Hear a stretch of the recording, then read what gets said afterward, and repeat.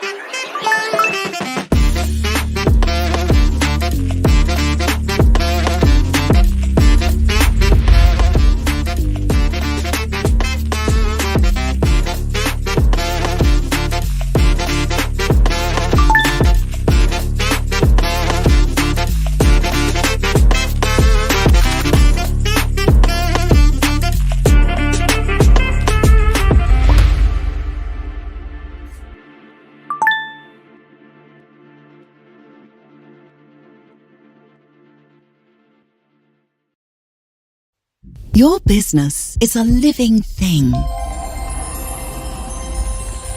growing and evolving based on the decisions you make, the directions you take. Chartered accountants have the breadth of skills, commitment to ethics, and global expertise to help your business thrive. We are uniquely experienced to make a difference to your world. Choose a difference maker. Choose a chartered accountant.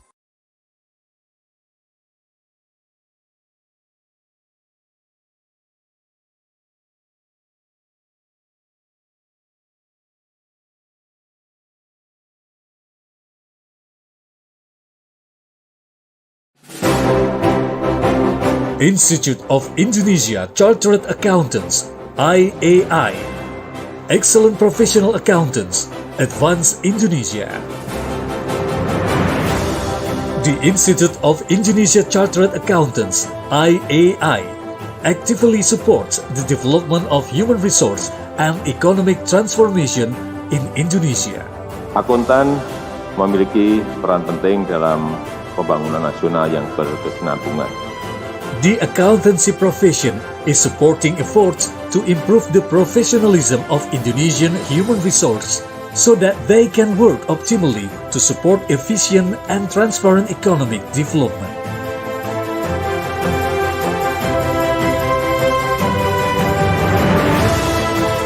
Through Initiative 6.1, which has been established as a general program of the IAI Council for the period of 2018-2022.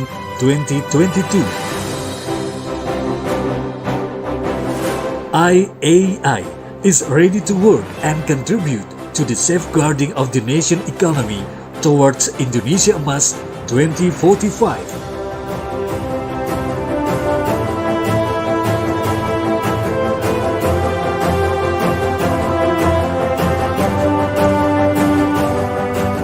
Saya sangat mendukung rencana IAI untuk mempercepat program sertifikasi agar para akuntan di negara kita memiliki kreativitas, inovasi, keterampilan, dan memiliki daya saing, dan sekali lagi dalam rangka mendukung pengembangan ekosistem kita yang lebih akuntabel, lebih efisien, goal-oriented, dan inovatif. This responsibility is materialized through the Chartered Accountant or CA Indonesia as the identity for Indonesian professional accountants, and the quality is globally recognized. Initiative 6.1 includes 6 steps of action with one strategic objective to strengthen the role of IAI in increasing public trust in business and public entities by preparing professional accountants with integrity ready to face the future. Kepada generasi muda akuntan Indonesia yang menjadi peserta di APA Fest, saya berharap agar para akuntan muda juga mampu menguasai teknologi. Jangan pernah berhenti belajar. Manfaatkan kesempatan untuk memperdalami dunia keilmuan dan pengalaman berbisnis, sehingga kemampuan kalian dapat terasah.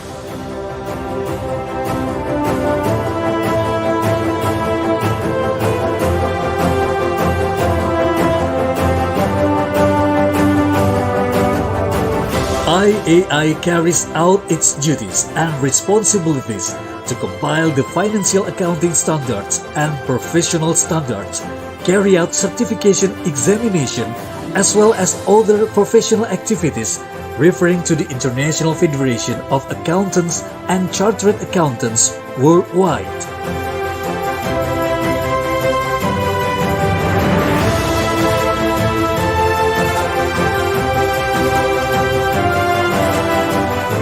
IAI for Society is run to provide greater benefits for the community and to bring the profession closer to public.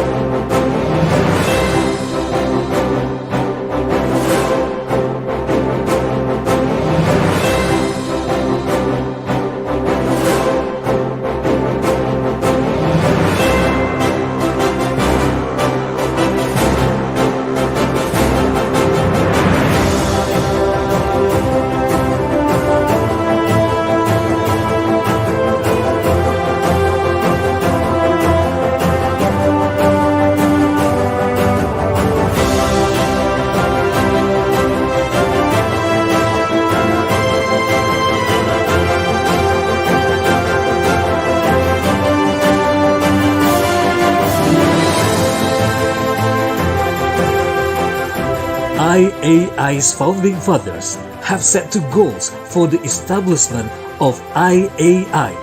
The Institute of Indonesia Chartered Accountants (IAI) was organized to enhance the quality of accountants' education and improve the quality of Indonesian accountants' work. IAI, Mastering Change, Preparing for the Future.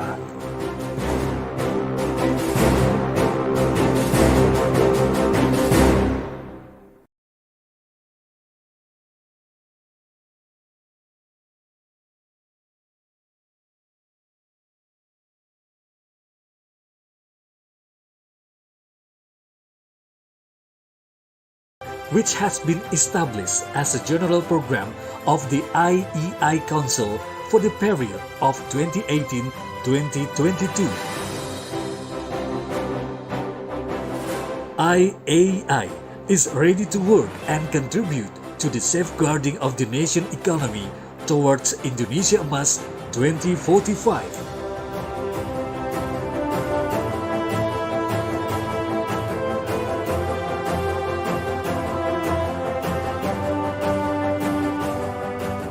Saya sangat mendukung rencana IAI untuk mempercepat program sertifikasi agar para akuntan di negara kita memiliki kreativitas, inovasi, keterampilan, dan memiliki daya saing, dan sekali lagi dalam rangka mendukung pengembangan ekosistem kita yang lebih akuntabel, lebih efisien, goal-oriented, dan inovatif.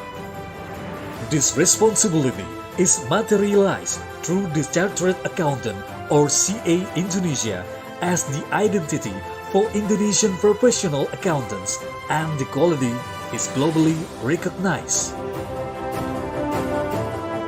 Initiative 6.1 includes 6 steps of action with one strategic objective to strengthen the role of IAI in increasing public trust in business and public entities by preparing professional accountants with integrity ready to face the future. Kepada generasi muda akuntan Indonesia yang menjadi peserta di ACCA Fest, saya berharap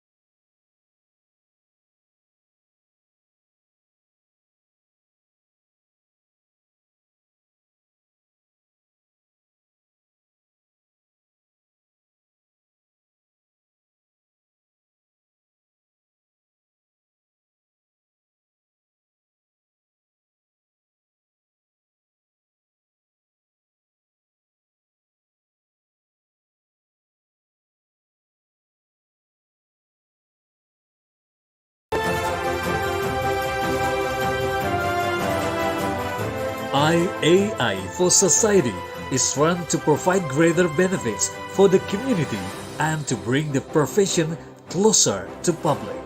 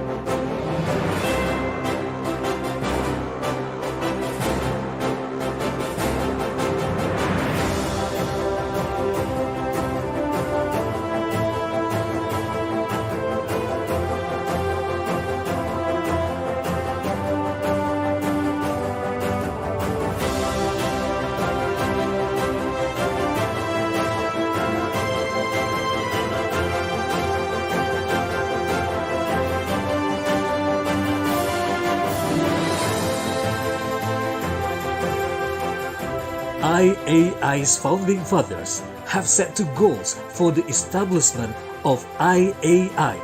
The Institute of Indonesia Chartered Accountants IAI was organized to enhance the quality of accountants' education and improve the quality of Indonesian accountants' work.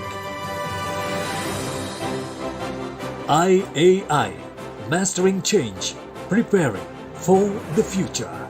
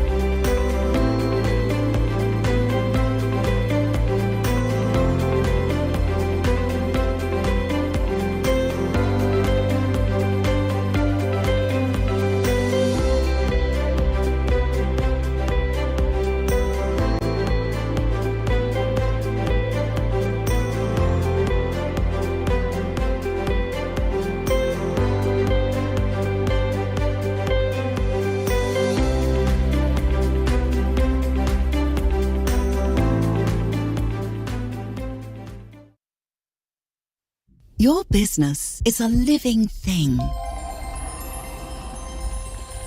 growing and evolving based on the decisions you make, the directions you take.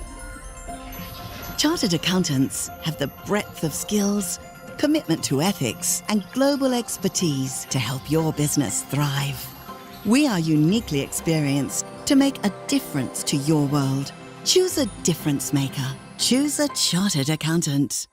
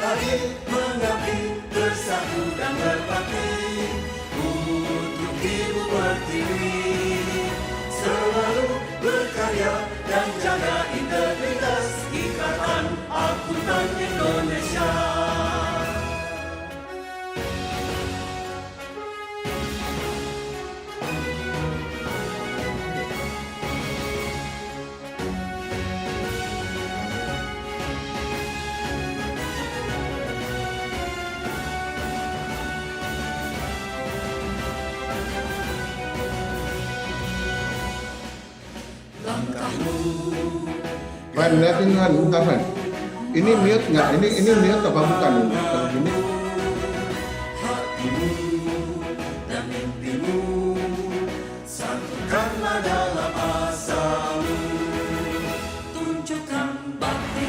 Kok nggak ada suaranya?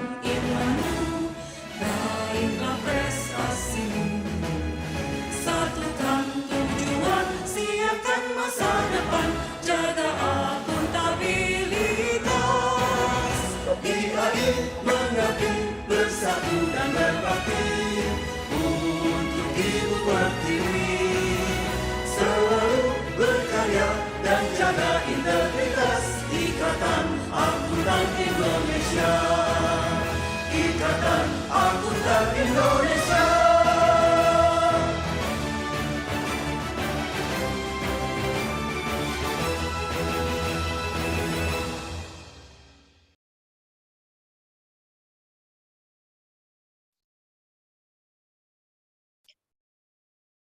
Good afternoon and welcome to the grand launching of co-branding ACCA and IAI on Certificate in Sustainability for Finance. Before we start, I would like to greet IAI Council Member Professor Lindawati Gani CA, ACCA Global Vice President Mr. Joseph Opini Olabi, CCA, IAI Executive Director, Ibu Elizarni Husin CA. Oke, terus itu Head of lagi coba yang ACCA Indonesia, paling kanan. Ibu Hani Karunia. IAI Membership and Partnership Service Director, Bapak Edward Tanujaya Waktu CA. itu gua coba-coba. Our speakers, Mr. Sharon Makado FCCA, Head of Sustainable Business of ACCA, and Mr. Trevor Edwards, Continuous Learning Solution Manager ACCA. Ladies and gentlemen, all the participants of this webinar, welcome. Following the success of our first co-branding on Certificate on Data Analytics or CertSF, IAI together with ACCA responding to the opportunities and challenges in developing an understanding of sustainability for finance by doing this co-branding on ACCA Certificate of Sustainability for Finance or CertSF course and exam. To open this webinar, ladies and gentlemen, let us hear the remarks from ACCA Global Vice President, Mr. Joseph Opeyemi Owoladi. Hello to all of you. It is such a joy to join up today with so many great colleagues and their friends. Special greetings to Edward Tanujaya, the Director of Membership and Partnership Services at the Institute of Indonesia Chartered Accountants. And special thanks also go to Professor Lindawati Gani and Professor Shindata Utama from IAI. It is a special privilege for me because today is a special occasion. It helps to answer the critical question that is hanging over all businesses in all countries and across all continents. In the last few years, businesses and governments across the world have grasped the truth that our global economy, even our planet, can only survive in good health to the next century and beyond if we change the way we run our affairs. I mean, of course, the peril of climate change. And why business only makes commercial or ethical sense if it is sustainable. I do not need to spell out to this audience what it means in practice.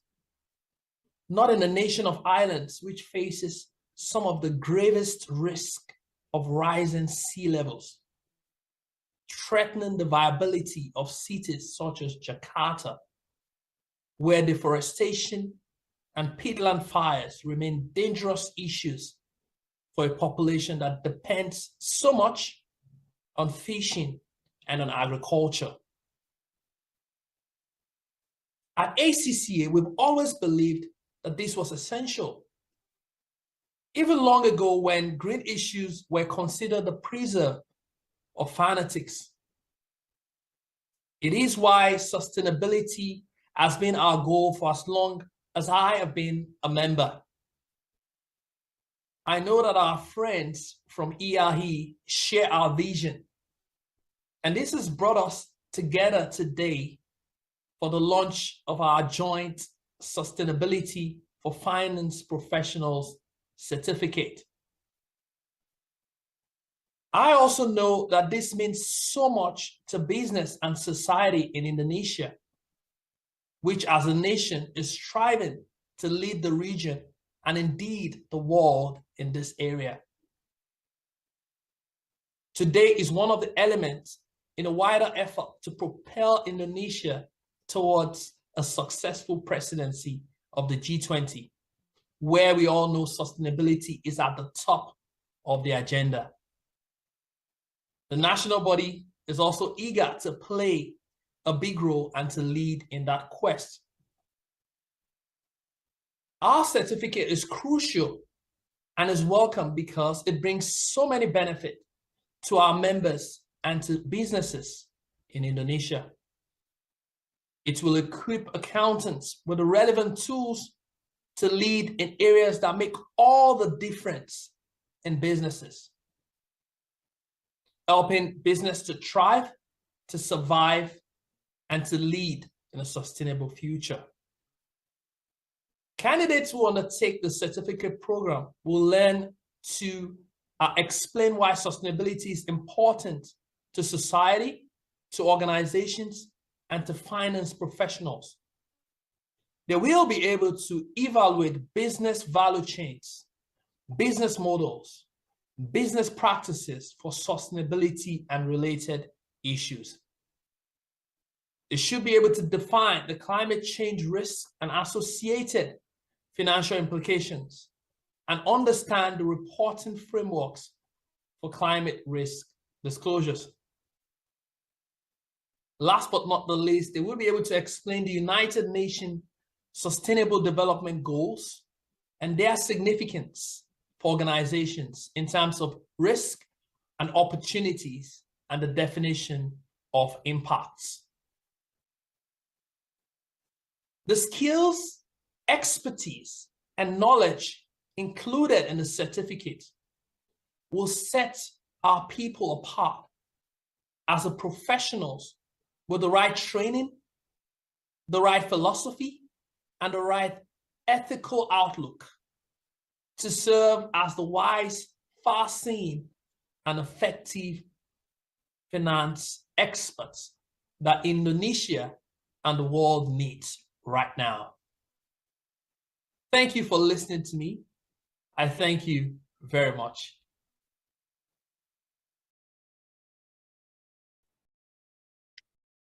Ladies and gentlemen, to mark the grand launching of this co-branding certification between IAI and ACCA, I would like to humbly invite the IAI Council member, Professor Linda Watigani, to deliver the welcoming remarks. To Professor Linda Watigani, the floor is yours. Okay, thank you, Monica. Honorable Ms. Sharon Makado, Head of Sustainable Business of ACCA, Mr. Yosef Oholabi, Deputy Vice President of ACCA, Mr. Trevor Edwards, Continuous Learning Solution Manager ACCA,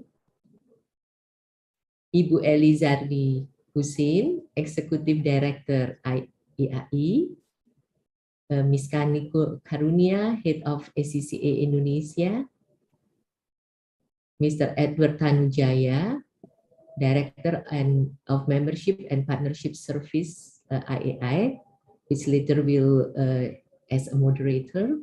Ladies and gentlemen, good afternoon, and I wish you all in a very good health. Praise be to God Almighty for His grace in allowing us the privilege and opportunity to be here today for this joint virtual session of the grand launching of the co-branding ACCA IAI on the Certificate of Sustainability Finance. On behalf of IAI, I would like to welcome you into this joint session.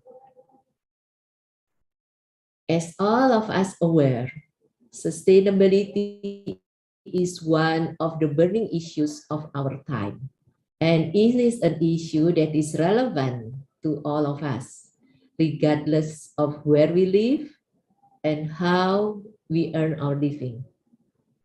After the pandemic of COVID-19, there is a growing desire for transformative and sustainable global recovery, which is providing a fresh focus for organizations to drive forward their position in relation to sustainability. Accountants and finance professionals have an important role to help organizations adapting as they adopt the sustainability practices required to prevent the resource depletion, facilitate long-term success, and build a more sustainable future.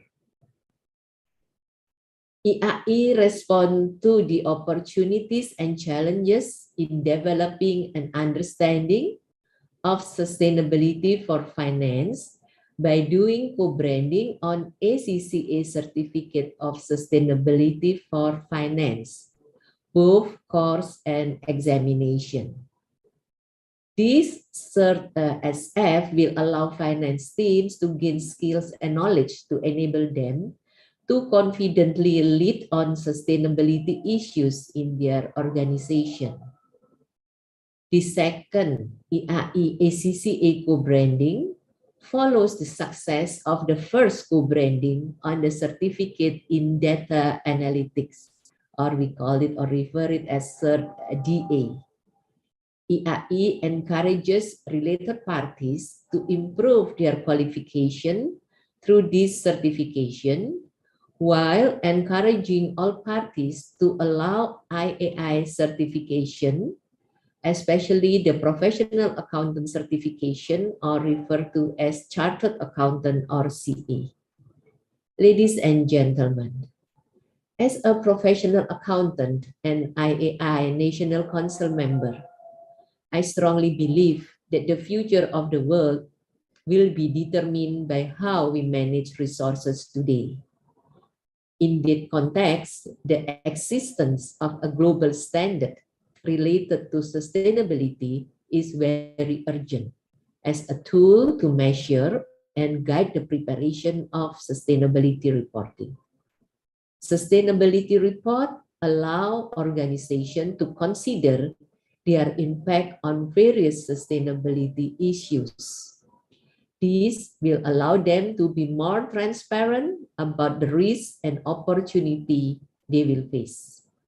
Therefore, IAI support every effort to develop sustainability reporting standard as a primary platform for communicating sustainability performance and its impact, including effort to prepare quality of human resources to manage sustainability in the financial industry. As a preventive response, IAI, as the largest accounting professional organization in Indonesia, is now very actively involved in a B20, particularly the Integrity and Compliance Task Force. This task force aims as a part of the global climate change mitigation to promote and accelerate the implementation of a high quality sustainability reporting standard that are convergent globally. In its capacity as a member of the task force, IAI urged the leaders of the G20 countries and the global business community to be more active in promoting sustainable governance in business by supporting environmental, social, and governance initiatives. We are fully aware that the climate change has become a comprehensive problem that continues to affect global life and is recognized as one of the most fundamental issues under Indonesia G20 presidency. The accountancy profession must therefore play its role to contribute to the global effort to reduce carbon emission, among others, through the introduction of a globally accepted sustainability reporting. Sustainability reporting would help businesses and finance function to evaluate their adaptability to the economic transformation. It will also help the business to reflect on its business strategy about what went wrong and what was done right. With the high quality of reporting standard, businesses will be well equipped with a sizable big picture. That's why we consider it is important to build the capacity of human resources who are able to understand the aspect of the sustainability. Hence, the co-branding certificate SF launched today should be relevant to these needs. Ladies and gentlemen, it has been a while since IAI and ACCA shared a commitment to enhance the quality of professional accountants in Indonesia and their role in contributing to the economy. Through the commitment, IAI and ACCA have agreed on a strategic pathway to strengthen global recognition of Indonesian professional qualifications. We signed a memorandum of understanding with ACCA starting in August 2009, which is 13 years ago, which was followed by a strategic partnership agreement in June 2014 and extended in April 2019. This further highlights both organizations' positive cooperation and successful collaboration for the profession. We are committed to strengthening the strategic collaboration in order to build the Indonesian accounting profession to support the Indonesian economy in order to achieve the 2030 SDGs targets. Both organizations are fully committed to ensuring the contribution of accountants in encouraging the post-COVID economic revival, as well as strengthening the role of accountants in the digital economy in the future. Once again, I welcome you at the grand launching of the co-branding ACCA IAI on the Certificate of Sustainability Finance. May God Almighty bless us all. Stay healthy and keep up the spirit. Thank you.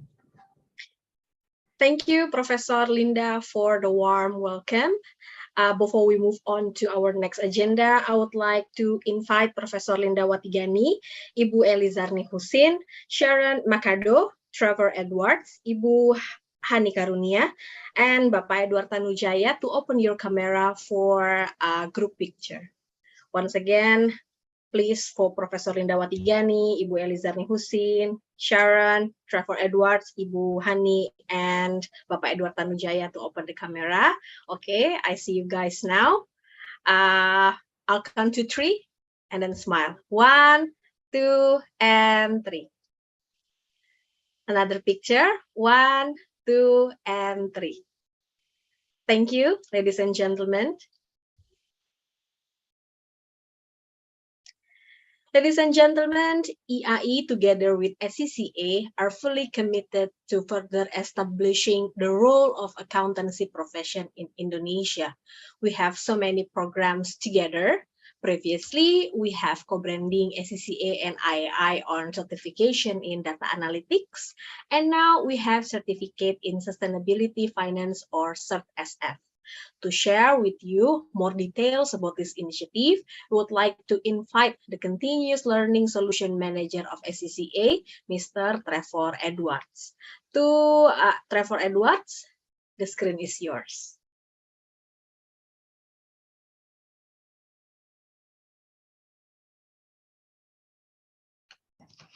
Hello all, good afternoon. Thanks for the introduction, Monica. My name's Trevor, I'm a Solutions Manager at ACCA, and that role, sorry guys, can you all hear me? Yes, perfectly. Thank Trevor. you. So I'm Trevor, a Solutions Manager at ACCA based in the UK. My role is to commission learning for our members, our students and future learners to allow them to be future ready and to be able to enhance their skills within the profession. So I'm actually responsible for the Certificate in Sustainability for Finance. So I just wanted to spend a few minutes running through what's in the 5 courses that make up the certificate. So if you bear with me just a second, we'll get the screen moving.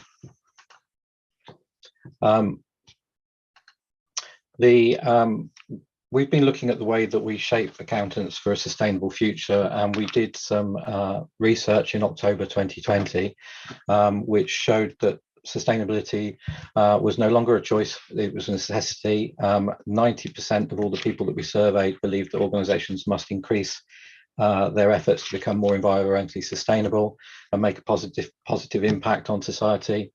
75% of our members believed organizations need to change to do more to address social inequalities, and only 54% of our members felt they had sufficient skills in this area. And so 62% identified sustainability data analytics as an area they'd like to develop. So with this in mind, we developed the CertSF to allow us to create a sustainable future and enhance the roles of accountants and business professionals within that. So we hope that by taking the certificate in sustainability, you'll understand what sustainability is and how to turn that into action. Be ready to play your role in embedding sustainability into your organization and for your clients, to give you the skills and knowledge to help your organization thrive in the sustainable world and to improve your career prospects going forward.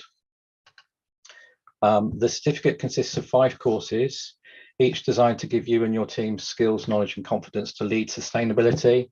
It's consistent with the UN Sustainable Development Goals, and the topics covered are based on research from our professional insights team. It should give you the expertise to cut through jargon and differentiate within your organization.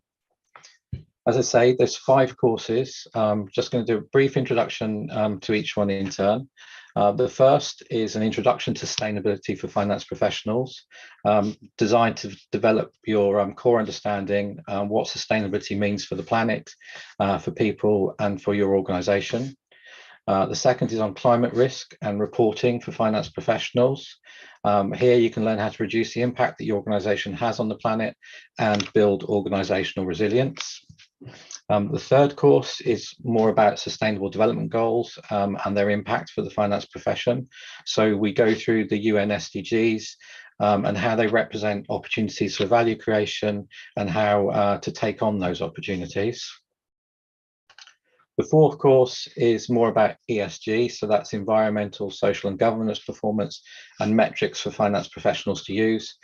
So we go into how you can measure that performance in relation to ESGs. And then the fifth course is about sustainability analytics for finance professionals. So gain a further understanding of ESG data types, sources, tools and techniques, so you can be a more effective business partner. And I should say, while there are 5 courses, you can attempt them in any order you choose. So what you get if you take the certificate, well, you should be able to evaluate business chains, models and practices for sustainability. You should be able to define climate change risks and understand the reporting frameworks.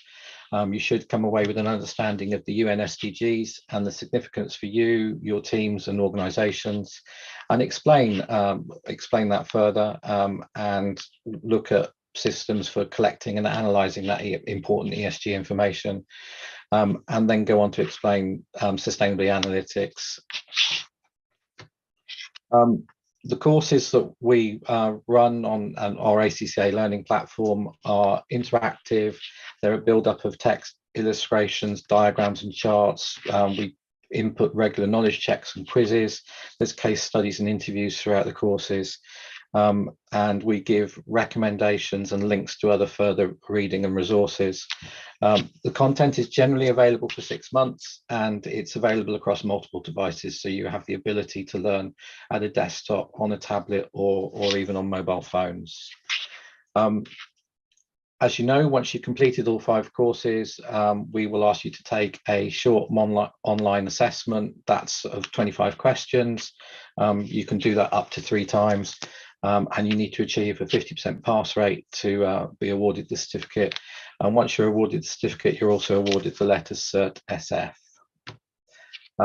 Say it's online learning, it's self-paced. You can come to that learning anytime you want, 24/7. It's interactive. Overall, you should be looking at about 16 hours of learning, but there's a 6-month duration to do that in. So just in slightly more detail of the 5 courses, as I say, the overview, you'll come away defining sustainability, explaining why it's important to society, explaining the global challenges, learn how to evaluate business value chains, models and practices for sustainability. You'll understand reporting frameworks. You'll look at science-based targets, big data, and how they contribute to sustainability. And we'll look at responsible investment principles. In course 2, in a little more detail, you will define climate change risks, including physical risks, transition risks to a more sustainable economy, financial implications associated with those risks, We'll look at stakeholder pressures in terms of change and reporting for climate-related disclosures, and we'll look at what those frameworks are. And we can understand how organisations can improve their climate change reporting and analysis processes. Course 3 focuses more on SDGs and their impact for the finance profession. As we know, you'll explain the development of the UN SDGs, their significance for organisations, and what impact they could have, how we align business models with those SDGs, and examples of impact and products, and understand the frameworks for reporting on those SDGs. The 4th course is more about ESG performance and metrics. And so again, we'll explain more why ESGs are relevant and important, what the key metrics are for your organisation and organisations you might work with, and evaluate processes and systems for collecting that information and being able to report it back. And the 5th course is more about analytics and those sustainability analytics, explaining why they're important, how to identify key ESG data and report that back. Again, looking more at tools and platforms, and what is a good approach for compiling, analysing and interpreting that data, and then how you apply metrics, targets, key performance indicators. So pretty comprehensive across the 5 courses. We've had the course available to ACCA members since September 2021, where there's about 800 people enrolled on the course presently, and that's growing. And we've had over 300 people already achieve their certificates. It's common for people to go through the courses quite quickly. They don't take the full 6 months, and our success rate is in the high 90%. So obviously we're going to talk more about the certificate across this call, but there's information at the ACCA website. So Monica, that was a very quick introduction to the certificate and everything that's within it, but I'm ready to hand back to you if that's okay. Sure. Thank you, Trevor, for the explanation about CertSF. Ladies and gentlemen, moving forward to our next agenda is the presentation on current topic of sustainability for finance professional. This session will be delivered by Sharon Makado, the Head of Business Reporting ACCA. Before we start the session, let's observe the following housekeeping rules.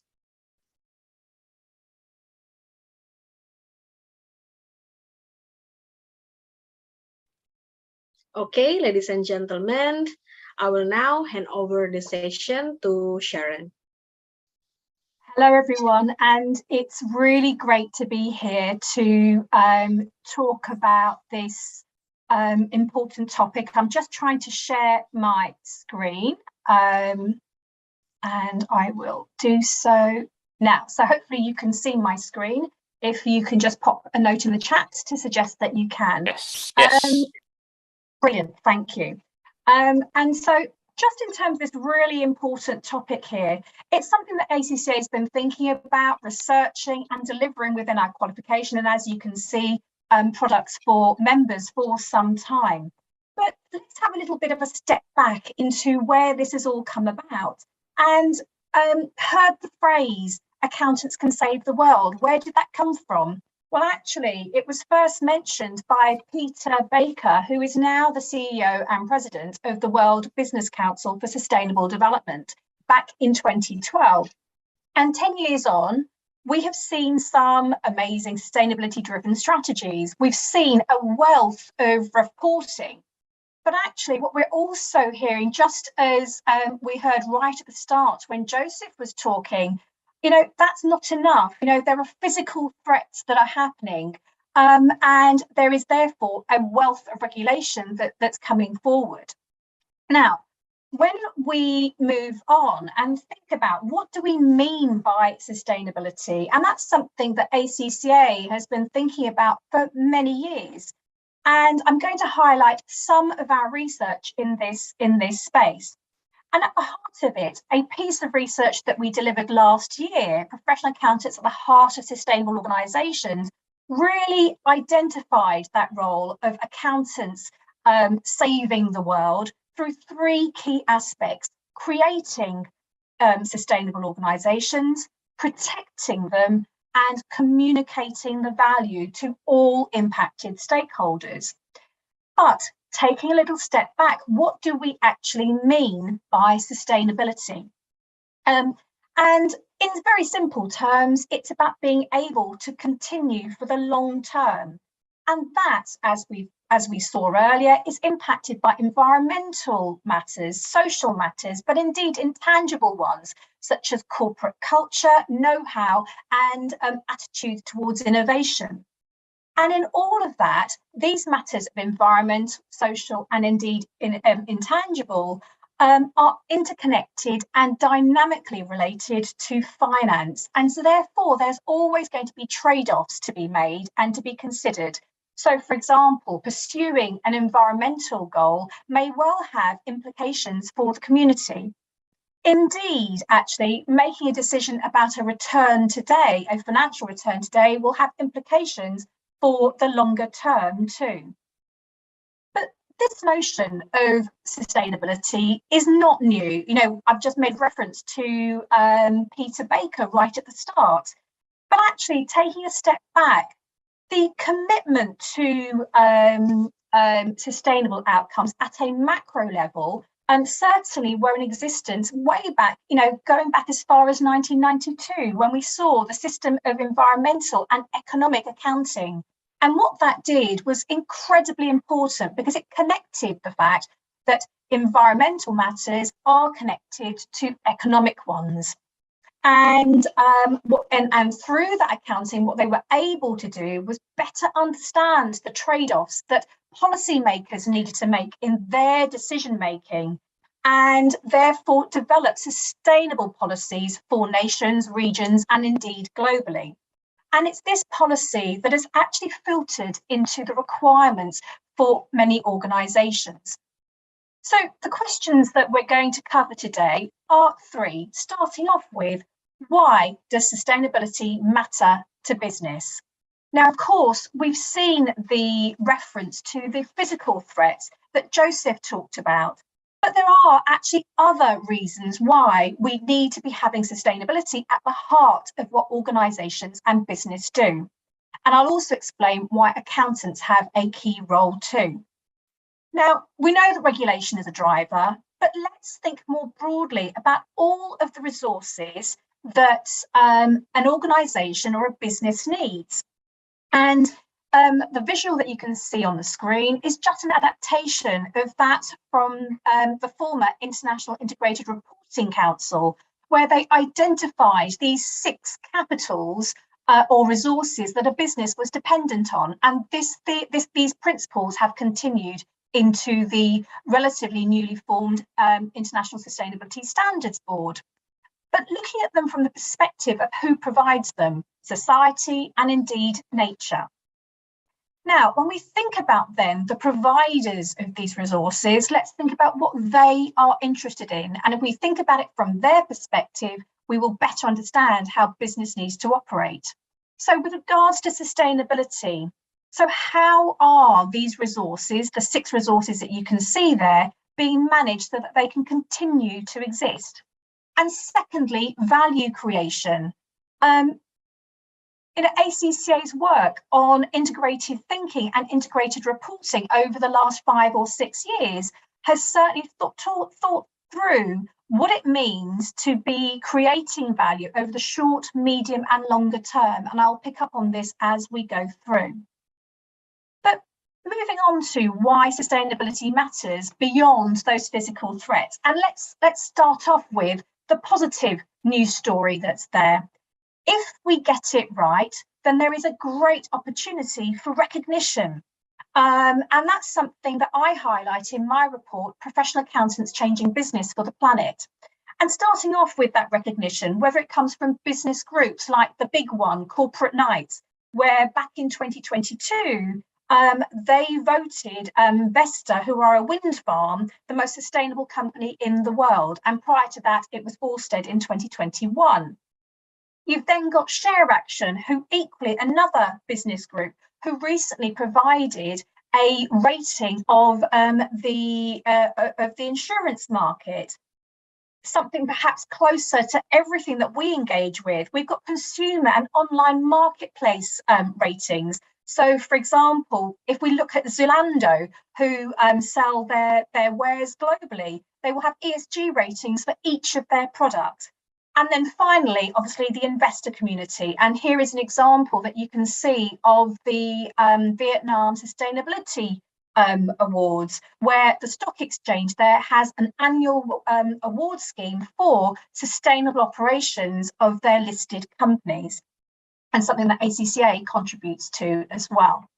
Now, staying on the theme of investors, the amount of sustainable investing has doubled since 2012 through to 2018 and is expected to reach 150 trillion US dollars by 2035. So there's a huge opportunity to access that investment.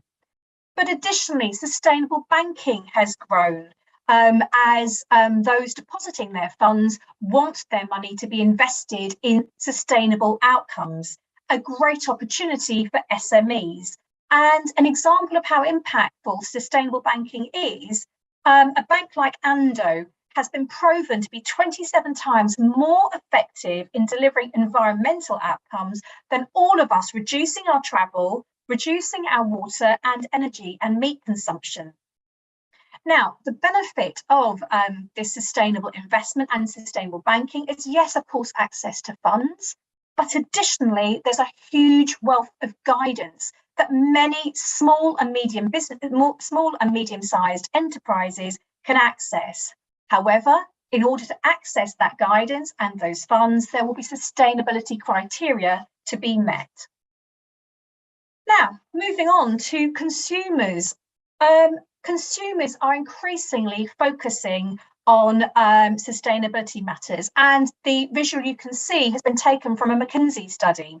And that study found that 2/3 of those that they surveyed wanted to limit the impacts of climate change.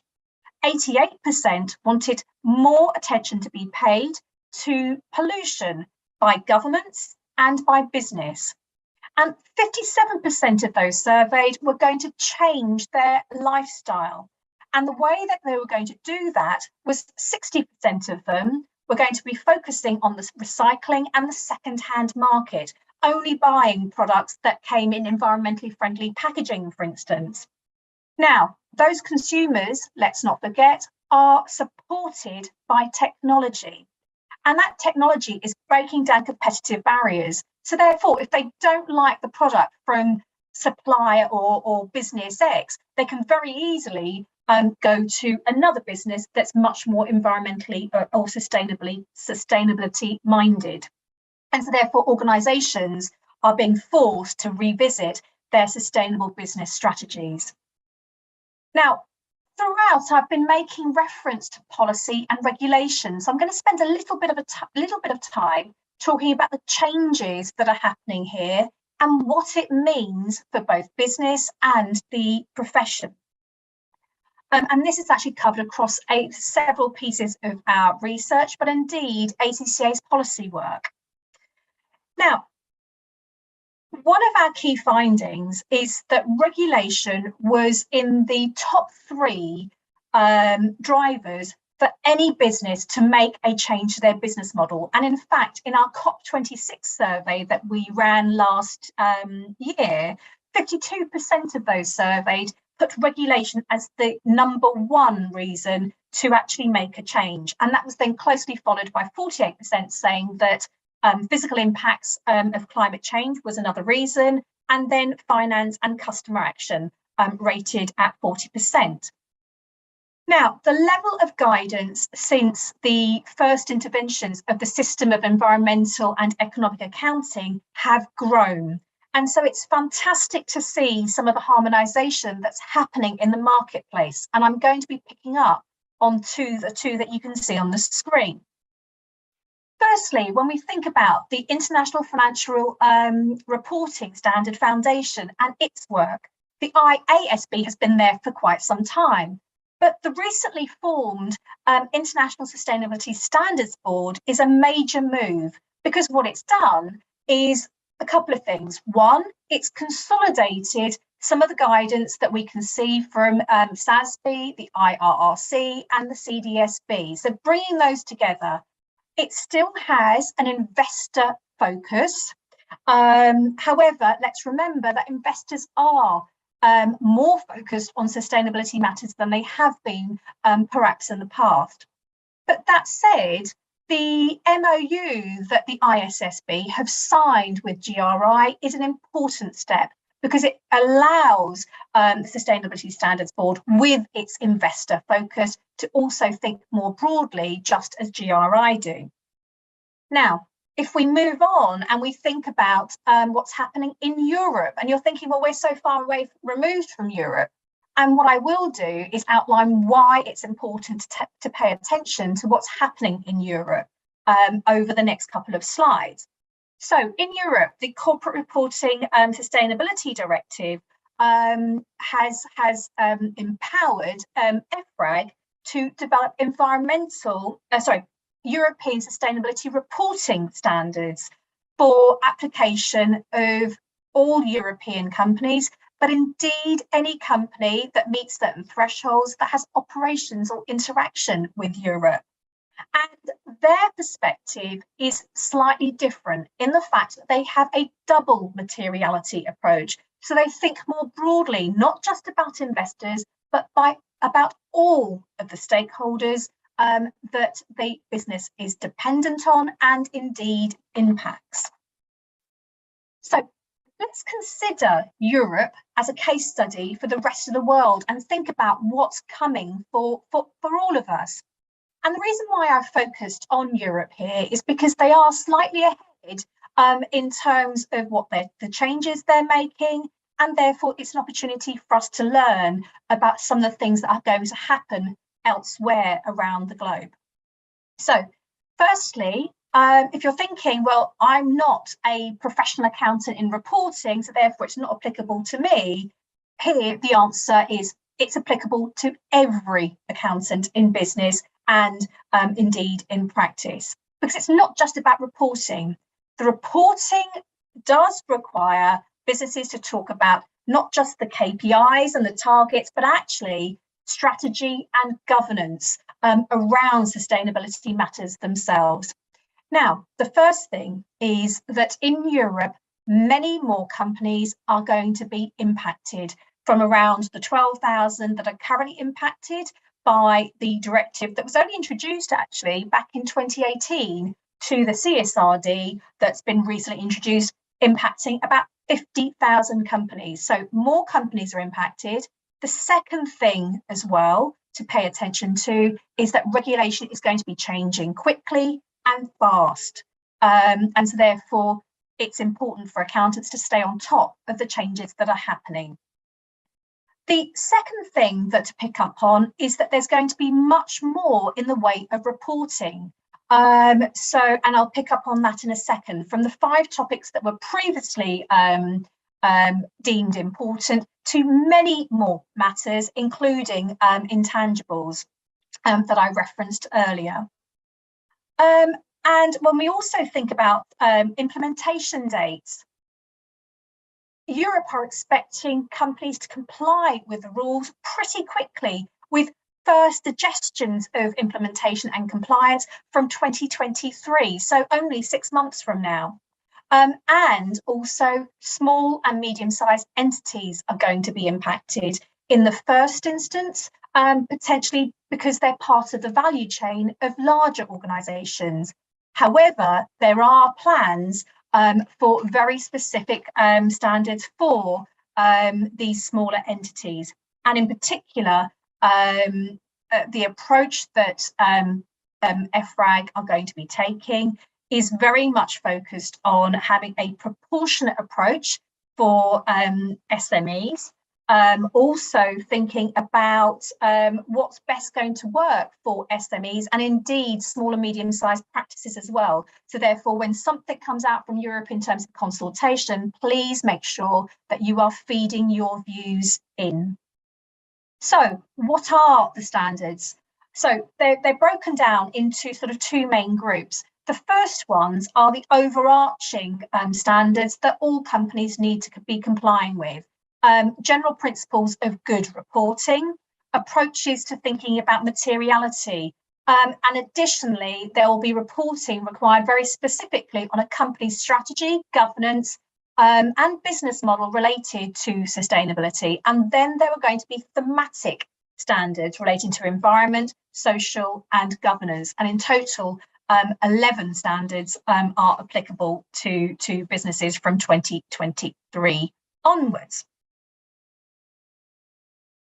Now, something else that we need to be thinking about here is that it's not just about organisations. It's actually about how organisations work together to meet macro goals. The UN Sustainability Development Goals aren't goals just for organisations, they are goals at a national, regional and global level. And what that means is that organisations need to be all heading in the same direction, and so therefore having consistent and comparable and aligned strategies, together with aligned, consistent data collection, reporting, so that actually at a macro level, we can see how all organisations together are delivering on the UN SDGs, a particularly important consideration for those working in the public sector. So let's move on to question 2. What is the role of the professional accountant? And so I'm going to give you a couple of examples just to bring this alive. As I mentioned at the start, the role of the professional accountant is to create, protect, and report on value. And the way in which they do that is according to 4 key areas or career zones in which accountants operate, which you can see on the screen. Now, the sad story here is that many businesses and indeed accountants aren't yet thinking about sustainability. And so let's give you some facts and figures. Once again, taken from our COP26 survey. So only 15% of organisations have incorporated a net zero strategy within their business. Secondly, only 23% of organisations have developed KPIs that align to their strategy. So when we now think about what accountants need to be doing, they need to be driving transformation. So therefore leading that strategy through informed analysis. So providing the required data and insights to support creating and implementing strategy. To then reporting, let's not forget all of the stakeholders that are impacted. And then finally, assurance, that all important integrity, validation to the outside world. Focusing on ACCA's work for SMEs in particular, but many of the principles apply to all businesses. However, small and medium-sized businesses and accountants working within them have a unique advantage because they can see sustainability matters from end to end of that business. And so therefore their particular role will be around advising, so creating the business case, guiding the business through the maze of reporting requirements, so the sustainability standards that I've just been talking about. Then the important role in connecting, whether it's actually engaging the community to deliver on goals together and so therefore meeting the UN SDGs, but also through networking and information sharing, to determining impact, so therefore undertaking the analysis, for example, to support the calculation of carbon footprint in a way that the business will understand and link back to finance. And then finally, doing the reporting and assurance, which may well be required for accessing government grants and incentives that are increasingly being created for sustainable operation. So just in case you're thinking, well, this is ACCA telling me that I need to do this, it's not. And so I've got a couple of examples from other externals. So the first one comes from Professor Zhang, and what he talks about are new opportunities for accountants, in particular within carbon trading and managing carbon pricing systems. With it, it will bring investment and financing opportunities. Additionally, what BASF do is that they're talking about the importance of connecting environmental and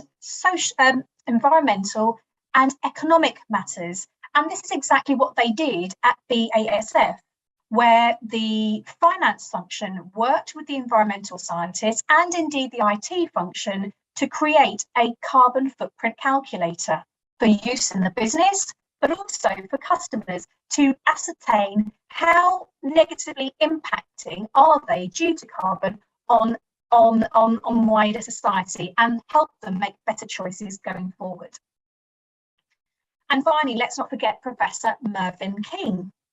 Rather aptly named, I think, at least, because he led the endorsement of integrated and inclusivity when it comes to corporate governance, most notably in South Africa. And what he says about integrated thinking, another piece of research that me and my team are leading this year actually at ACCA, is it's really important to be connecting the different business activities, so the finance function with the operational and other business function in delivering sustainable outcomes. So positive action in terms of creation, preservation and erosion, to make sure that the inputs are best applied to create the most impactful outputs, not just for the business, but for society as well. A live example, and some of this has been taken from my report, Professional Accountants Changing Business for the Planet. So how does this actually work? So the first thing that we need to be doing is understanding the value chain. And so here I've just done this for an environmental matter. So when we think about the value chain, we're thinking about raw materials all the way through to end use for a business. And here, in particular, what we're thinking about is how is this business dependent on ecosystems, so land and water, nature, its output, so agriculture, marine life. And then from that, identifying from my first use in terms of getting the raw materials to the end use by my customers, where are the biggest causes of concern? And this has been done for the fashion industry, so the central visual that you can see. So we're moving from left to now the middle. And so for the fashion industry, we can see by the size of the circles that are there that the biggest problems are raw material production, material processing and end use. And that has then informed the strategy of the fashion industry, which is why we're seeing movements towards slow fashion. We're seeing responsible sourcing, and we're also seeing more in the way of recycling that's actually happening. And then let's move on to the right-hand side. So how has that strategy then been implemented? And here I've taken an example from Li and Fung, who are the supply chain logistics company. And what they have done is that, knowing this information, they have put service level agreements on all of their suppliers. And they monitor the service level agreements according to categories of best to worst, with category A being the best and category F being the worst. Understanding that means that what they're then able to do is slowly, through their service level agreements, actually move as many of their suppliers out from category F and closer towards category A. And this is something that they disclose in their sustainability report and have done for a number of years. And then finally, on the theme of reporting, here's another example of impact reporting. And once again, this has been taken from a well-established business, ABN AMRO. And actually, they've gone beyond integrated reporting because they're reporting according to 4 groups of stakeholders: clients, employees, investors, and society.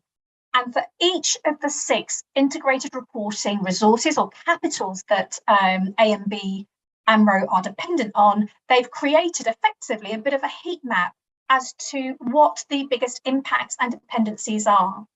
But the most brilliant thing that they've actually done here, which I'm not saying is necessarily easy, is that they've created a common scale in which to do so. So they have monetized the impact of on nature and the environment, on social, on humans, so that they can compare actually impact and dependency against traditional reporting, such as financial capital. So finally, to my last area. So we've seen why sustainability is why it matters, what's the importance of the role of the profession, and where do we make a difference? And then finally, what skills do we need in order to develop them? And the first thing I think that's probably worth highlighting here is we're not starting from a zero base. Accountants are well prepared. We have the expertise within our traditional qualifications, which you can see on the top left-hand side. But what we're now doing is putting sustainability at the heart of the 7 core capabilities that accountants need. So to be those integrated thinkers. How can we do that? Well, we take our expertise and we're going to need drive. So therefore, a desire to want to learn more, to develop those sustainability capabilities. Often we'll do this in collaboration. And so by that, I mean working with other experts, just like they did at BASF. They worked with the IT function and environmental experts. But additionally, it's also looking at what's close to home. So how many of us have children who are massively interested in sustainability matters? Some of their ideas are incredibly insightful, and we will have that Generation Z and indeed younger within the workplace, either now or within the next few years. So draw on those insights and create structures where they can actually influence and let their ideas be known. Turning those that learning into insight, in other words, strategy, requires business and process and governance, so therefore the insight capability. And of course, digital and data, to make sure that we're collecting the data in a way that we can drive impactful decision making. So how does ACCA help you? A few ways, actually. The first one is by being a role model ourselves. So we made our own commitments to the UN SDGs back in 2020, and we're on our journey to delivering the ones that are most relevant to ours, to our business. And we can see the 9 that are there relevant to ACCA. We communicate this every year in our integrated report, which is out this month. The second thing that we also heard was around other resources, our sustainability hub. So through the qualification and CPD. So some of the topics that are included: biodiversity impact, stakeholder reporting, strategic business legal, operational risk management, environmental taxes and how they can drive better behaviour, tax as a force for good, reporting on carbon assets and new business models such as circular economies. Highlighting the research that we've done over the last 5 years that outlines what good reporting and integrated thinking looks like. Of course, I've touched on the report through some of the examples that I created. I've created a natural capital series where there's a set of guides for different accountants in different roles, from business leaders, management accountants, reporters, and indeed auditors. And then finally, sectorial guidance. Once again, I touched on ACCA's SME playbook and some of the ideas that were captured there. So reshaping business models, understanding urgency, considering how strategies need to change, and picking up on some of the topics we heard earlier: science-based targets. What does the Paris Agreement mean to me? The UN SDGs. And we've also got a call to action to accountants. So therefore, what skills do you need? How do you develop them? Confidence in starting that conversation, and also approaches so that sustainability is part of every decision that businesses make. So that just leaves me to say thank you for taking the time to listen to my insights, and I'm more than happy to answer any questions that you may have. So I'm just going to pass back to Monica, and hopefully I didn't talk for too long. No, it's okay. Thank you very much, Sharon Mercado, the Head of Sustainable Business Policy and Insight of ACCA, for your presentation today. Ladies and gentlemen, I would like to kindly invite you that e-certificate of participation will be provided to those of you who have joined our survey. Although participants who join us via Zoom and via YouTube are entitled to get e-certificate soon after you join our survey. The link of the survey will be distributed at the end of the webinar. Ladies and gentlemen, CertSF course sharing and Q&A session will be led by the Director of Membership and Partnership Service of IAI, Bapak Edward Tanujaya.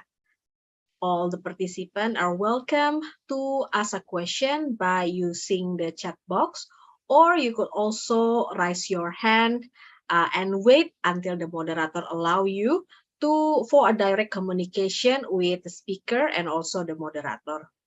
Okay, now Pak Edward, the screen is yours. Okay, thank you, Monica. Very good afternoon, everyone. I'd like to extend my gratitude and appreciation to Sharon, who already shared a very compact but meaningful and insightful materials for us here. And hopefully you are available for the next 30 minutes for question and answers. Suppose that some audience have some questions and want to have some clarifications from you. So I also like to invite audience who like to ask questions about sustainability issues, about our next co-branding programs. You can directly chat, type your questions in the chat, and then also don't hesitate if you like to ask personally. You can raise your hand and also try to and then wait until we allow you to do so. I think Anggit, please drop the slides first. I think we like to have some question and answers first. Okay, but before we have some questions from the audience, I like to clarify some issues here to Sharon's first.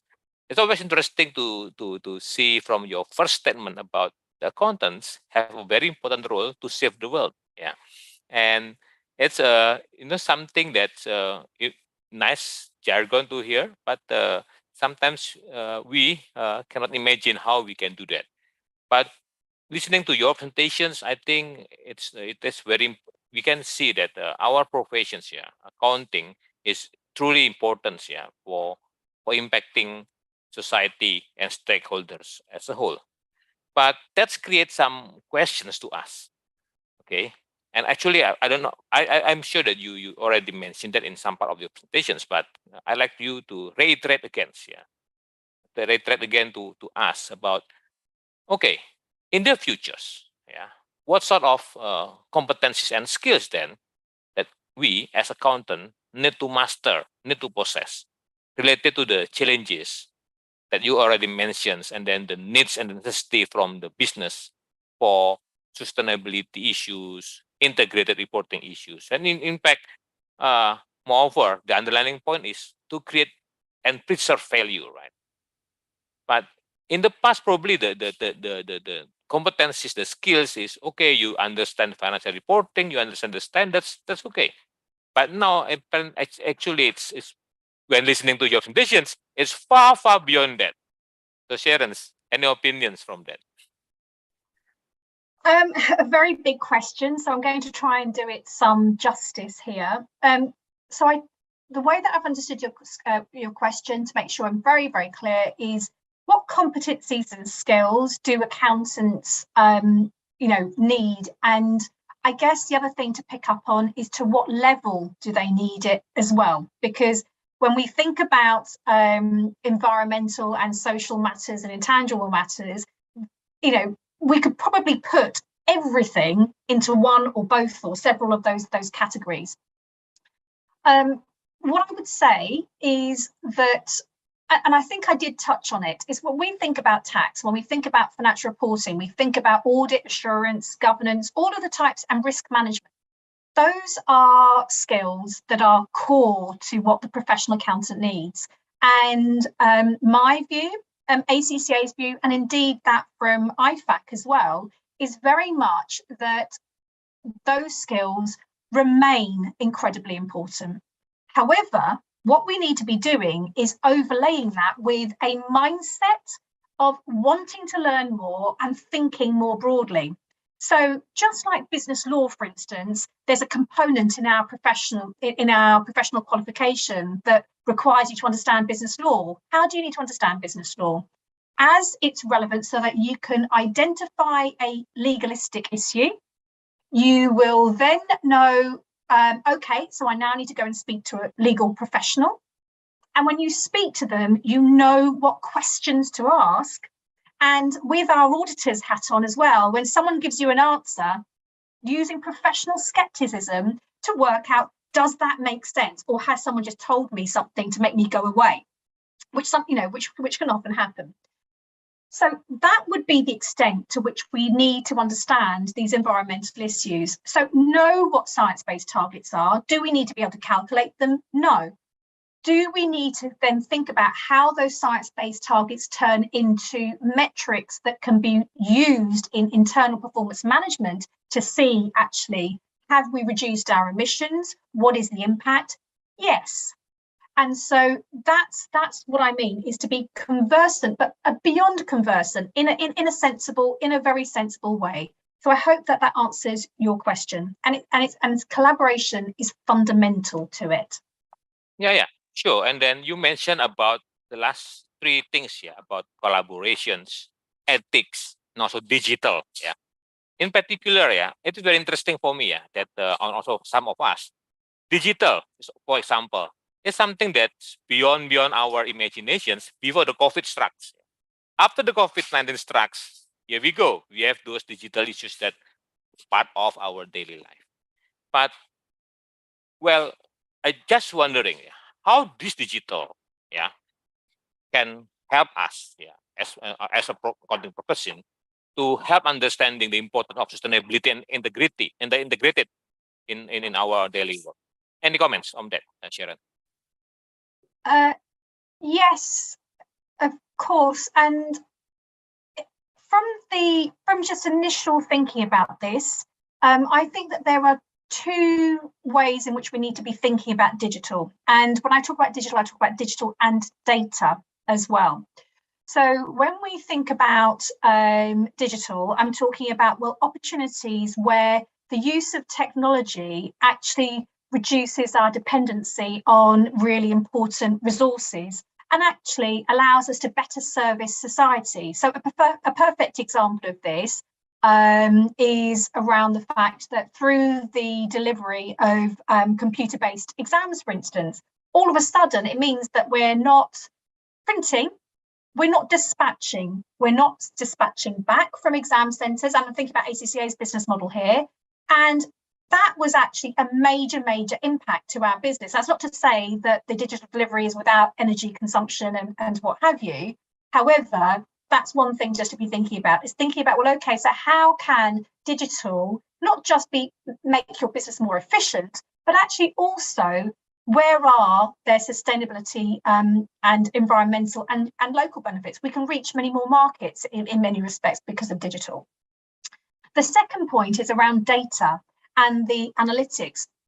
The moment that you can understand your impact across the value chain by collecting data from your suppliers all the way through to how your consumers are using your products, you are in a better place to make decisions around what can drive sustainable outcomes. And that's why I think there are two key things that we need to be thinking about. One, how does digital make your business model better? And two, how can the data capture from it be meaningfully used for analysis for better future outcomes? Okay, thank you, Sharon. I think now everyone can have some idea how to relate the issues of digital and sustainability.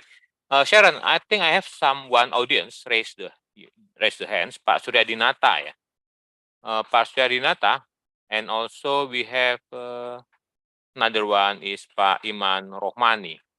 So perhaps I will give times to Pak Suryadinata first. Pak Surya, can you unmute yourselves and then ask questions directly to Sharon, probably. And next will be Pak Iman Rohmani. Pak Surya, are you here now? Okay. Yeah. Thank you, Edward. It's a very interesting discussion what we're doing today, talking about climate change and the effect of sustainability of finance. We agree that climate change is a global issue, and our concern in the accounting profession is a very noble act or very noble conduct with regard to the issue of sustainability. I want to tell you that I am dealing with public sector audit. I'm in a BPK, Supreme Audit Institution of Indonesia, and I would like share an opinion whether we should also take this issue into consideration when we conducting audit, especially in performance audit. Yeah, if the government has not included this issue or this sustainability issue in their strategy or operation, what is your opinion, Sharon? Excellent question, and I would say that given that in many respects, it doesn't matter what an organisation does on its own. It has to, all organisations have to work together in order to deliver a sustainable outcome. So there's no point if I was a business to be, environmentally friendly and all my local community are really happy, if the next community is actually still burning lots of fossil fuels, it's still deforesting, resulting in deforestation, the national outcome won't be achieved. So therefore, I see the public sector as being central to this. And one, because I think in many respects, the public sector has been ahead of business. When we think about public finances and the use of public finances, it isn't just about raising GDP. It's actually about making, there are obligations and there are strategies about providing education to whole populations. It's about making sure that, the environment is protected for future generations in which to live. And that has been part of the ethos of many governments, or in fact, all governments probably, from day one. That's why they exist. So the role of the public sector in setting that strategy, delivering that strategy, and then to your point, the reporting and the auditing of that strategy is vital. And when we think about the reporting that the public sector does, it isn't just a financial P&L. It is, there will be value for money audits. There will be actually assessments of, well, okay, how impactful was that strategy to deliver better education to all? So I think that actually the public sector is at the heart of this, and there is much that private sector business indeed can learn in terms of those principles. However, it's a journey, and so seeing, for example, the work that IPSASB are doing with regards to developing and enhancing their standards with regards to non-financial reporting is incredibly important and something that we should be keeping an eye on to enhance the reporting and then indeed the audit. I hope that answers your question. Okay, thank you, Sharon. Thank you, Edward, for the opportunity. Yeah, thank you, Pak Surya. Hopefully that's helped your activities in BPK, Pak Surya. The second audience, I'd like to invite Pak Iman Rohmani, who ask questions. Pak Iman. Okay, thank you very much. So I just want to raise two things.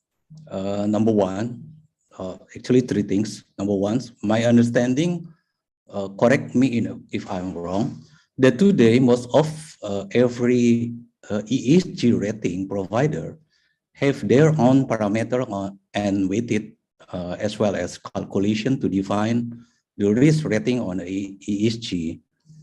Okay. Number two, one of the interesting on the sustainability is the related party transactions. And number 3, the technology constraint to gather information outside the financial report. So in this case, how accountant can do participate to those points of the problem? Thank you very much. Thank you, Paiman. Can you mention from where institution that you're coming from? I'm coming from plantation company, Pak. Oh, plantation company. Great. Okay. Must be very related to the sustainability issues and environmental issues. Sure, of course, for the future. Thank you, Paiman, for the questions. Sharon, please. I think my first point would be, I do agree completely with the 3 concerns, because I take them as concerns actually that you have, Iman. And I think they're completely right. So the different ESG rating systems don't help anyone. And so to see that consolidation that's happening, certainly from a reporting perspective, will certainly also help when we look at ESG ratings, whether they are from investors or indeed stock exchanges. And it's really good, therefore, to see various listing requirements starting to certainly think in a bit more of a harmonized way. And a perfect example that comes to the top of mind is the way that the Vietnam Stock Exchange system works, and indeed the Bursa one will have quite consistent, and there's much alignment actually between the requirements that are happening there. And indeed the recent pronouncements that have come out from the SEC as well have some maybe not ideal, but some touch points with what ISSB are certainly talking about. But it is definitely a journey. The related party transactions, I think in some respects should become more visible when we encourage organisations to think more holistically about their entire value chain, as opposed to just what's happening within their business.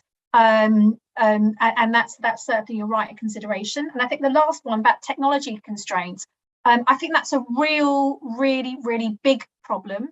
Maybe not necessarily for the big businesses that have the resources in which to invest in that,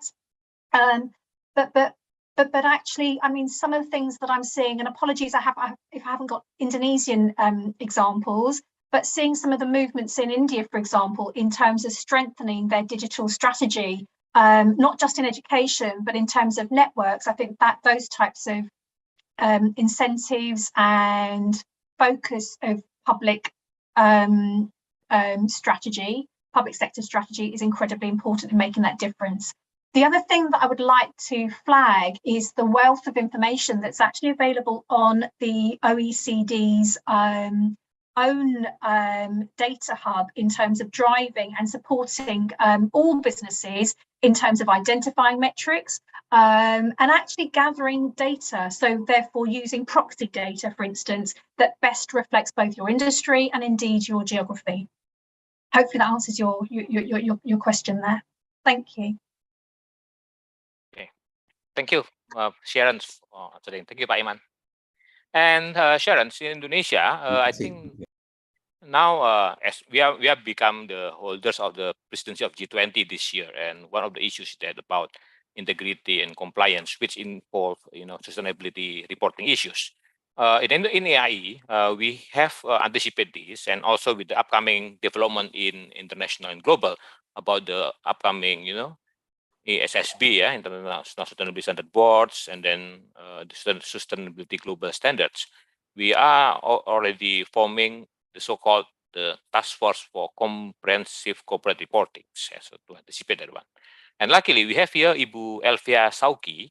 Dr. Elvia Sauki is member of Financial Accounting Standard Board in Indonesia, and also member of the Task Force of CCR. She like to raise questions to you, Sharon. So, Bu Elvia, the floor is yours. Thank you. Thank you so much for the opportunity, Pak Edu. Thank you, Sharon. I have a very quick questions for you, Sharon. It's going to be really challenging. I mean, I'm echoing the view from Pak Imam Rohani as well as Pak Suryadinata earlier regarding the challenge for the public sector and the small medium enterprises regarding this issue, sustainability issues. So having the chance to talk with many different constituents on this area, public sectors and the small, medium enterprises, I mean, we have less concerns with the corporations, especially with those who already list their shares in the stock exchange. But talking about the small, medium and the public sector, always a bit challenging to talk about the risk and the benefit. So the cost and the benefit.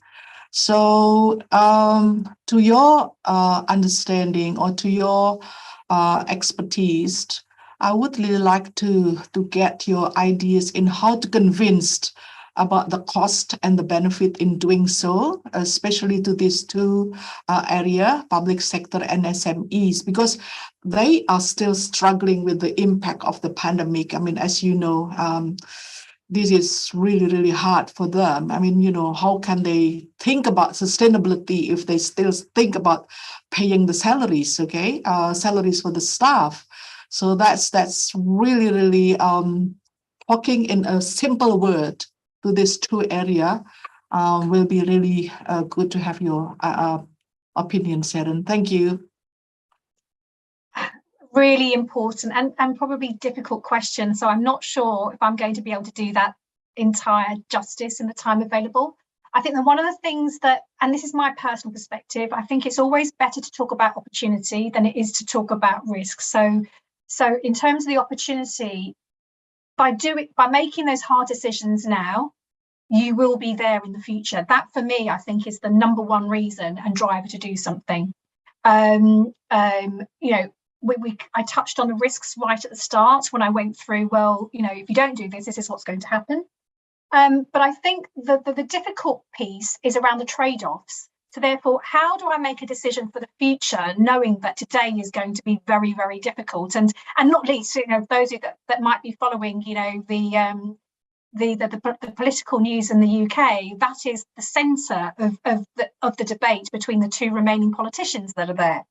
And that is something that I think we have to incentivize and encourage accountants to drive that conversation, is that these trade-off decisions are incredibly important, and it comes from confidence. So I think that the more that we can get public sector decision makers and actually analysts in collaboration with each other, with other governments, with other communities, then having those discussions to raise the confidence about trade-offs will be an easier one to have, because it will help build confidence. Equally, communities for SMEs, not just necessarily in Indonesia, but actually around the globe, would really, really help. So initiatives like that are incredibly important. So for instance, we do actually have an SME and SMP community at ACCA, where they talk about these issues to help raise their confidence, to have those difficult conversations, to drive longer term decision making, and then engagement with those impacted, whether it's employees or indeed wider communities. Probably not as solid an answer as perhaps you wanted, but hopefully it's gone some way to helping. Is it possible to raise one more question, Pak Edu? Sure, Bu. You are the one that can ask questions more. One more question, Sharon.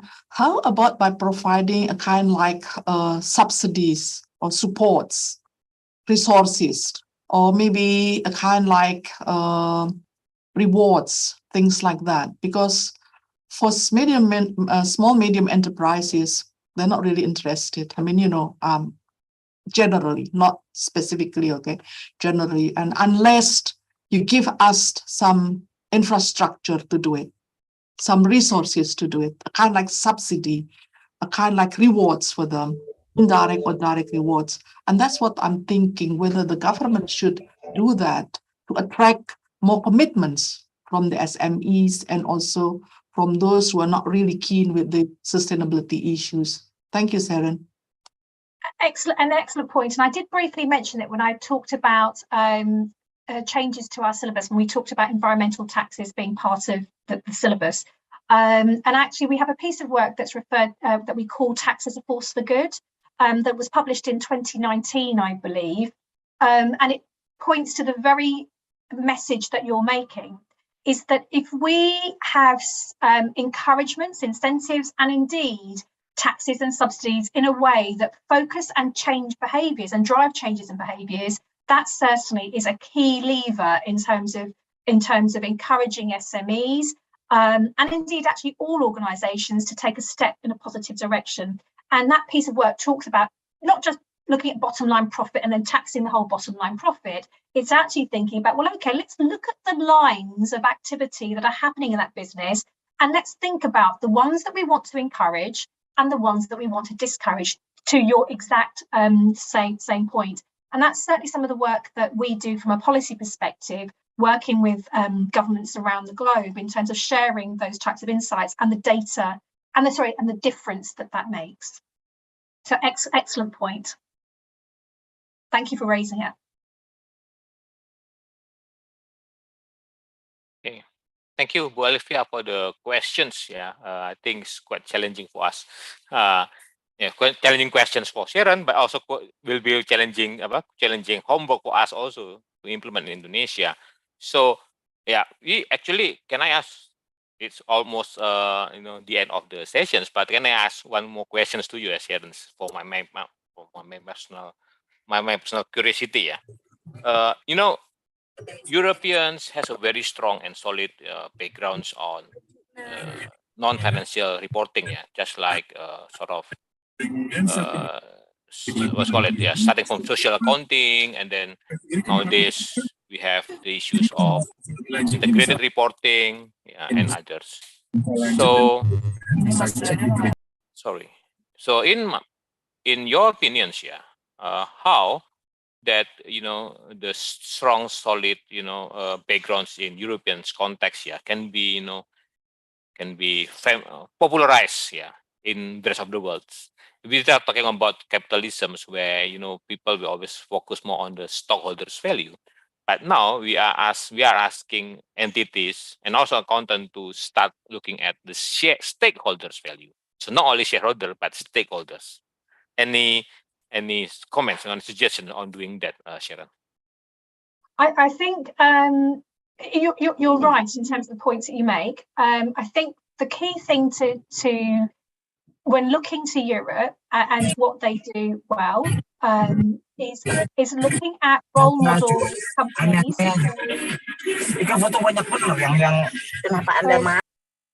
All sizes. So looking at role model companies of all sizes, of which there are, great examples.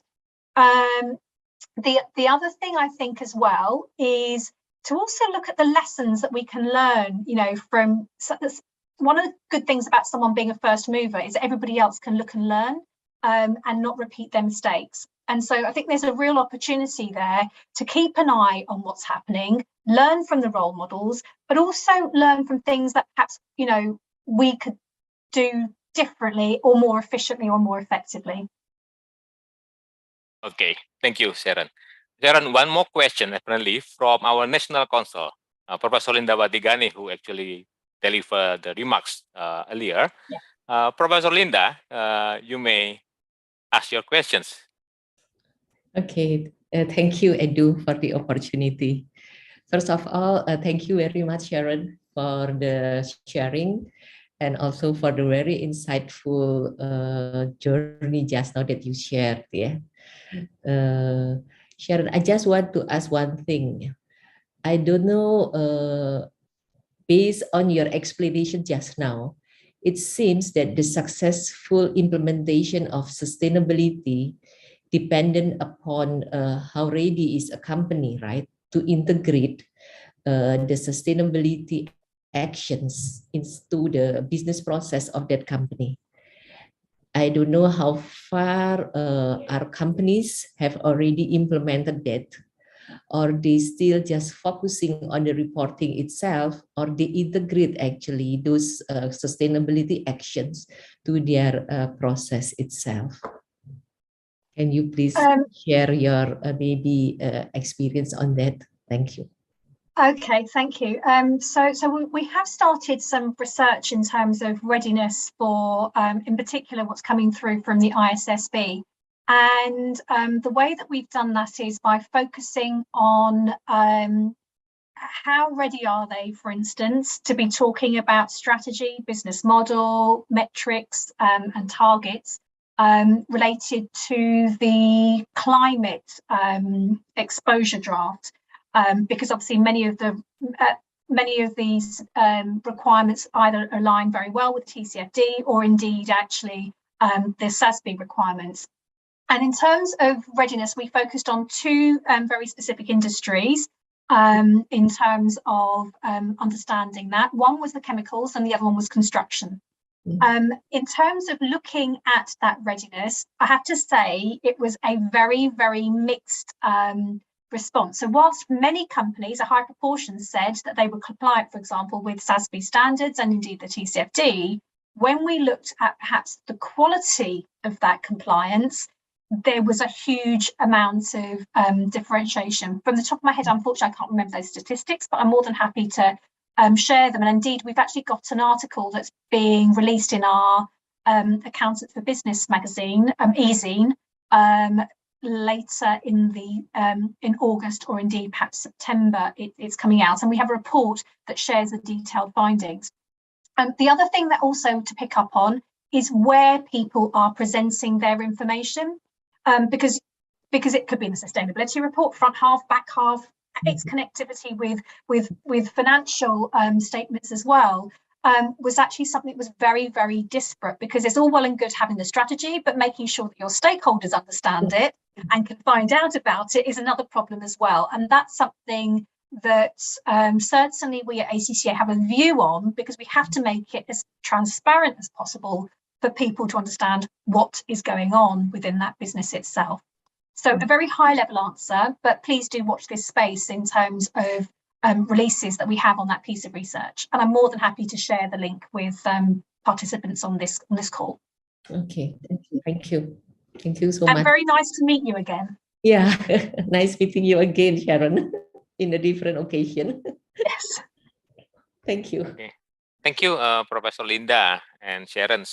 I think we are 9 minutes behind the schedules, but I appreciate your kindness to answer all the questions from participants, and then also the last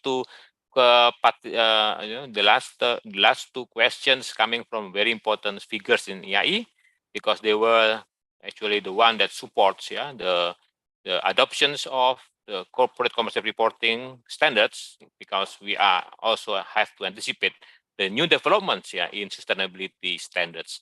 Hopefully, Sharon, we can meet again soon and then talking more about sustainability issues here in Indonesia. And hopefully when we invite you again, there's some more we can share and tell you about the development, what's going on in Indonesia on the adoption of sustainability standards. Thank you again, Sharon, for sharing with us. I look forward to it. Thank you. Thank you. So, okay, ladies and gentlemen, before I surrender it to Monica again, I'd like to share some information about the programs that we have as a co-branding with ACCA. So this is actually today's event is about the grand launching of the second co-branding programs between IAI and ACCA. So in the next slides, please, we have the first co-brandings on Certificate of Data Analytics, or CertDA, course and exams. So currently we have this CertDA course and exams co-branding has been launched last year, since June 2021, and we already opened 13 batches for public and in-house training for institutions, with more than 400 participants joining in the CertDA. And as you probably already aware of earlier, that digital analytics, digital issues is also part of what's the future of accountants will be concerned on. So the next batches of the CertDA course and exams will be open in the next 2 days, 23rd of July. So you are welcome if you like to join the batch, the next batches here. Currently, there are almost 300 participants have taken and completed the CertDA exams. All the exams are doing online through the ACCA platform. the rest of almost more than 100 people, probably they are still have no time to take the exams, because I believe that after you joining the the course programs, it's not going to be very difficult to pass the exams. So about the second program that we launched today is about the certificate in sustainable finance. This is our second co-branding with the SCCA. In the next slide, please. This second co-brandings will be introducing sustainability finance for accountants and non-accountants as well. As you may concerns that IAI is very active engaged in commercial corporate reportings to anticipate the sustainability reporting standards that being adopted by ISSB. So we are happy that we can collaborate with ICCA to launch the certificates in sustainability and for finance, or CertSF. Our first class will be open next month, the 20th of August. We offer you a special launching price of 5 million rupiah for IAI member and 5.5 million for non-IAI members. After the first batches, the price will be go to the normal investment fee.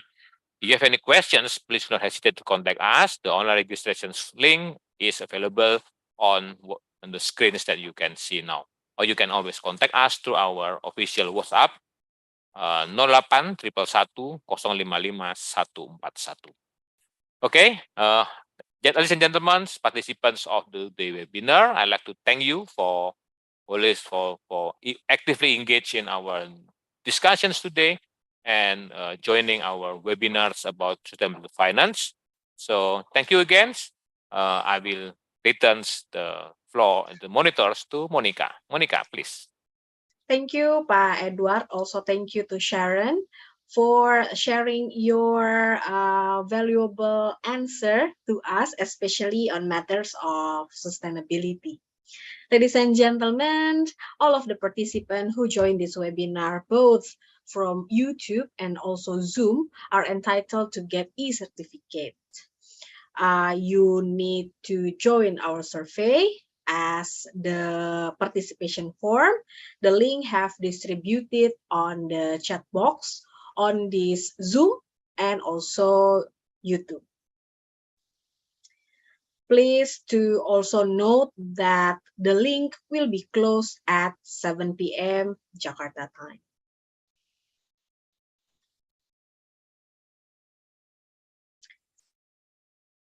Ladies and gentlemen, before we close the session, I would like to invite you to join our 14th Congress of IAI in conjunction with the 65th anniversary of IAI on 13 until 15 December 2022 in Jakarta Convention Center. More information about this event, please kindly visit our website iaiglobal.or.id or reach us via official WhatsApp 08 111 55141 or 08 111 055 141.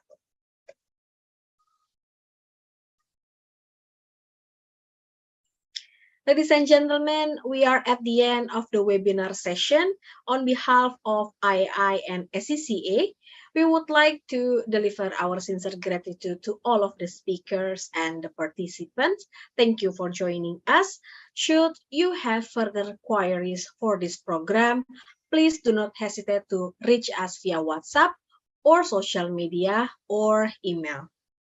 My name is Monica Nabilia. Thank you. Please stay safe and stay healthy. Terima kasih Bapak dan Ibu. Thank you, ladies and gentlemen. Thank you, everyone. Thank you. Thank you, Monica. Thank you, Edward. Thank you, everybody. Bye. Thank you. Thank you, Bu. Take care.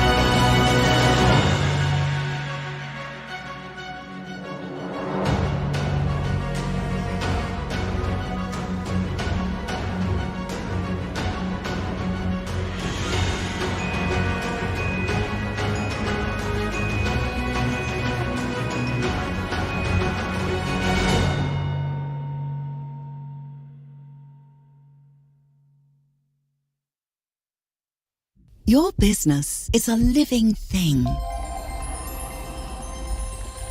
growing and evolving based on the decisions you make, the directions you take. Chartered accountants have the breadth of skills, commitment to ethics, and global expertise to help your business thrive. We are uniquely experienced to make a difference to your world. Choose a difference maker. Choose a chartered accountant.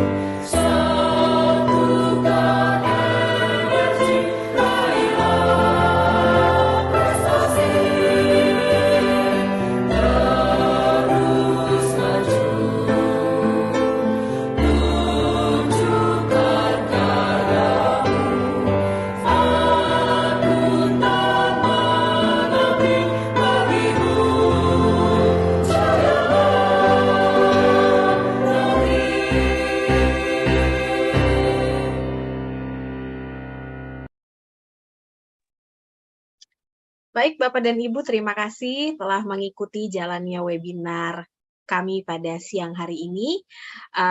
Sekali lagi kami ingatkan, link untuk mengisi absensi akan kita tutup tepat pada pukul 19.00.